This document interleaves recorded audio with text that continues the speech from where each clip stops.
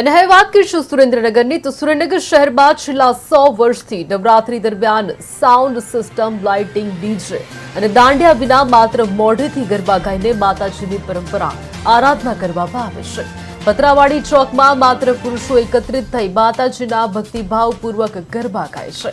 આધુનિક યુગમાં જ્યારે તમામ ફેસ્ટિવલ્સ ટેકનોલોજી આધારિત બન્યા છે ત્યારે અહીં માતાજીની આરાધનાનો આ અનોખો અને શાંતિભર્યો અંદાજ ખાસ આકર્ષણનું કેન્દ્ર બની રહ્યો છે।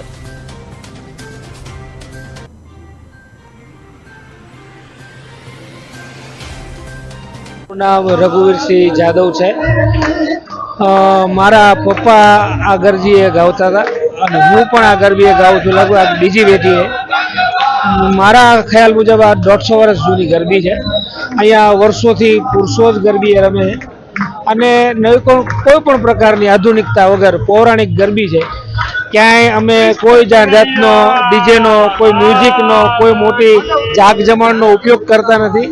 વર્ષોથી માતાજીની અહીંયા આરાધના કરી છે।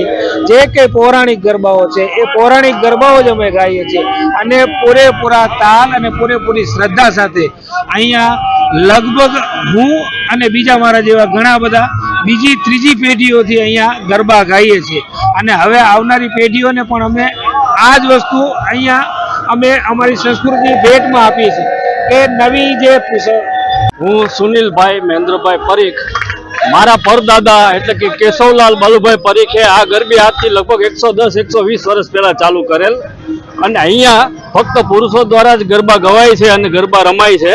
અહીંયા અમે આ પ્રાચીન ગરબાઓ, વલ્લભ ભટ્ટના ગરબાઓ ગાઈએ છીએ અને માતાજીની 10 દિવસની અમે આરાધના કરીએ છીએ। અહીંયા કોઈ લાઇટ ડેકોરેશન કે કોઈ સાઉન્ડ કે કોઈ નથી, ફક્ત મોઢેથી જ ગરબા ગવાય છે અને લોકો રંગે ચંગે ગરબા ગાય છે। અહીંયા કોઈ નાત જાતનો ભેદ નથી, બધા જ લોકો અહીંયા ગરબા ગવાય છે અને પુરુષો દ્વારા જ ગરબા ગવાય છે અને અહીંયા મોઢેથી જ ગરબા ગવાય છે અને 10 દિવસ અમે આરાધના કરીએ છીએ માતાજીની આ સુરેન્દ્રનગર ખાતે વાદીપરામાં। ટ્રેડિશનલ ડ્રેસનો જમાનો છે, સાદી ગરબી છે, શું કહેશો, કેવો ઉત્સાહ? અહીંયા કોઈ ટ્રેડિશનલ ડ્રેસ કે એવું કંઈ જ નથી, અમે તો પરંપરાઓથી અહીંયા ગરબા ગાઈએ છીએ, ગવડાવીએ છીએ અને માતાજીનો અમે આરાધના કરીએ છીએ।